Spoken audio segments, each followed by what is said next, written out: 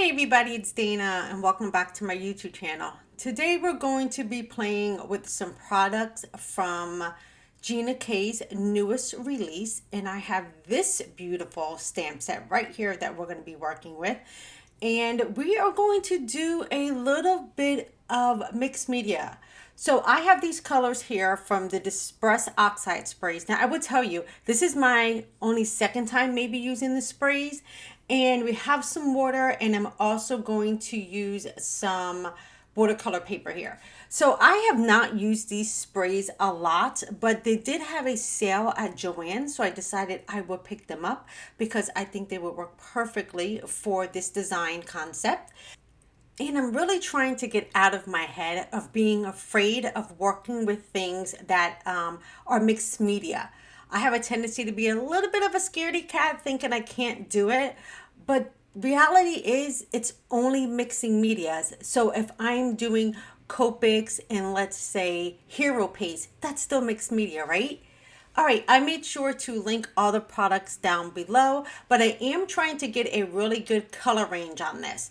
So as you can see, I put down some of the yellow, the green, and the blue. I'm going to spritz with a little bit more water because I do want to have some really good movement in there. I just don't want to have one area just saturated in just one color. So I am going to come in and add a couple more spritz of these three colors so I can get a really pretty blend. I want my leaves at the end to look gorgeous. Now all I have to do is go ahead and heat set this back. While I'm heat setting this back, I just want to let you guys know, anybody who's worked with these oxide sprays, you already know that they kind of dry back to more of a muted color, more of like that chalky color. And I think that's what I really like about these sprays is because it's not so like apparent in your face. It's kind of like a little bit pulled back. So as you can see, when I'm heating this up, I'm getting these colors to blend very nicely. Now, if you wanted to add more blue or more green, this would be the time to do it. This paper, as you can see, is pretty saturated, and that is going to allow all of that color to blend. Now, once I had this heat set, I did not want to waste any of that color that was on my desk. So I am going to flip my paper over and just kind of dab up some of that color so I can have like a nice design on top of what's already dried. And that's another thing that I've come to love about these inks is you can build up that color. So I went ahead and set that aside to dry and cleaned up my desk, and look how gorgeous this is. It's so pretty, and I think this is going to make some gorgeous leaves. So I'll go ahead and put that into my Misty, not my mini Misty, sorry about that. And I'll go ahead and set down my magnet. And I do want to make sure to see if I can get as many as these leaves as I can off of this one piece of paper. And also, if you're new to my channel, hello and welcome. I would love to have you subscribe and you can check out everything I have coming up.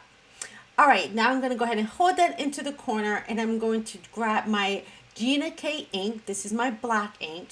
And again, I'm going to make sure I can get as many leaves out of this as I can. Now, using this little cube and also having this as watercolor paper, there's going to be a lot of texture in this paper. So I'm going to have to make sure to double stamp some of these images. Sometimes I might have to triple stamp these images. And that is because there's texture in this watercolor paper. If I was working with regular cardstock, I wouldn't have to do this. But because there's texture in that paper, I'm going to have to really get that ink down into those grooves. All right, so I have my first leaf done. I'm going to go ahead and flip this over and start working on some more. Now, the name of this stamp set is called Botanical Leaves, and I absolutely love the large leaves in here is going to help us create a beautiful and simple background. So remember, if you're going to be using any of those inks, every single time you do this, your leaves are going to be different. They're not all going to be the same because you're not going to be able to create that background the same. So as you can see here, I thought I didn't have to stamp this again, but I'm going to make sure I do. And I'm going to end up filling up every single corner of this paper. Again, trying to make sure I can get as many leaves as possible out of this paper. Now I was able to get about 4 good leaves out of here. And I wasn't able to quite put that one in the middle because I didn't allow myself to have enough room, but I'll be able to use that middle piece. Again, I want to try to get as many of these leaves as I can once I start fussy cutting this out. So as you can see at this point, I'm not being able to get that extra leaf in, but I'll show you what I do a little bit later.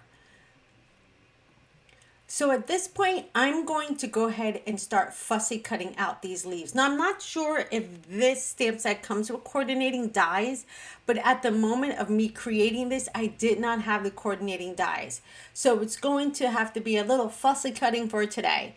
Once I get out the main leaves, I'm going to have a little bit of an area left in the middle to go ahead and stamp a partial leaf. Now, it's okay if the leaf is not a whole leaf because we can add that to the side of a piece of paper, but we'll be able to still keep that leaf and use it for another card. So I'm just making sure to kind of line it up where I know I'm not going to overlap the 2 leaves I already have, and then I can go ahead and stamp that down and cut out the rest of these leaves. Alrighty, with fussy cutting complete, you can see how gorgeous these leaves are. Absolutely beautiful. Now we're going to want to put this onto a background, correct? So I am going to grab another piece of watercolor paper, and I'm just seeing where I can line up my leaves, what kind of design I want to have. So as you can see, this is a gorgeous leaf. This would be beautiful if I just stopped here and just put this leaf here.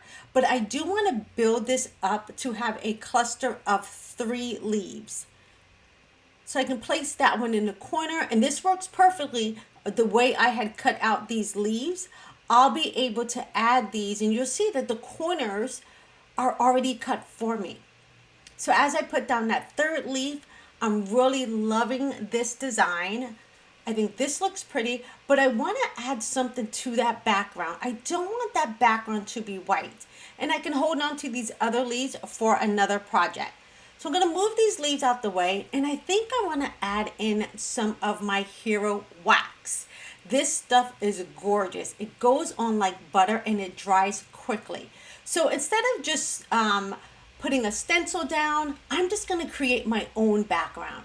So as you can see, I'm just bringing in some of that wax, and I'm just putting little lines of it. This is going to give me a really graphic background.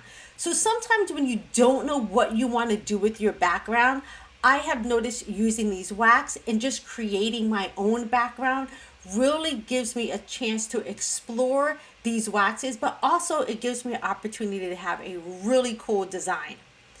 So once I get all that wax on there the way I want it, look how pretty this is. It almost looks like abstract art, almost like a different kind of animal print. So once I get all of the wax where I want it, and I think I'm good at this point, I'm going to go ahead and close that up. And then look how great this gold wax looks with these green leaves. It literally looks like this is an animal print, like I'm in some kind of jungle. So once I put these pieces back on, you're really going to see how those leaves are really going to pop off of that background. And again, that wax gives me a little bit of shimmer, not too much, and it doesn't compete with those leaves. It kind of just elevates them. So at this point, I'm happy with my leaves. I am happy with my background, and all I have to do is start gluing down these leaves. Now, once these leaves are in place, you're going to really see how gorgeous this looks. I am going to place this one right underneath. Place it off to the corner just a slight bit. I will have to trim this off, but look how gorgeous the leaves look on that background. The gold background does not take away from the leaves. I think it just gives it a little bit more of a texture for this card. I am using my tool to go ahead and press that down in place to make sure everything's sticking, and look how gorgeous that gold looks with that. Now I do need to trim off these edges, so I'm just going to go ahead and grab my paper trimmer, and trim down any of the leaves that are hanging off. All right, now it's time to add a sentiment. So I'm going to go right back to my stamp set, and they have a thank you and then some sub sentiment underneath. So I'm going to go ahead and stamp this in some black ink from Gina K onto some watercolor paper, because I want the paper to be consistent in my project. So since I started out with watercolor paper, I'm going to go ahead and continue with the watercolor paper. I am just going to stamp this on the top portion of this paper, and then we're going to go ahead and trim these out. All right, I went ahead and I fussy cut out the thank you. And I think that just looked a little bit better than just having like a straight line. So I'm going to see if my sub sentiment works just as well as having it into that rectangle shape. But you know what? I think I want to fussy cut out this sentiment as well. I just didn't want any white to take up the majority of my leaves. So by doing this, a little bit of fussy cutting is going to allow me to see more of the leaves and less of that white. Now, if you wanted to keep it like that into a square and build your sentiment on top of it, that will look just as gorgeous. I just decided fussy cutting out everything really would keep the card focused on the leaves and not like a white rectangle. All right, now I know I have everything the way I want it. I'm going to start building up this card. I decided to add a little bit of black, so we'll pull the black out of the leaves as well as the sentiment. And I think by having that black piece behind, it really does allow this panel to kind of stand out a little bit more. So all I have to do is glue down these pieces and we're gonna have a very pretty card.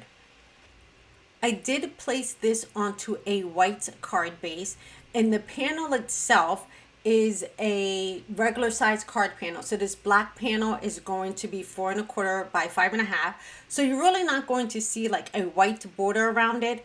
But because I know I need to write a message in the inside of this, I decided to go ahead and make the inside of this white.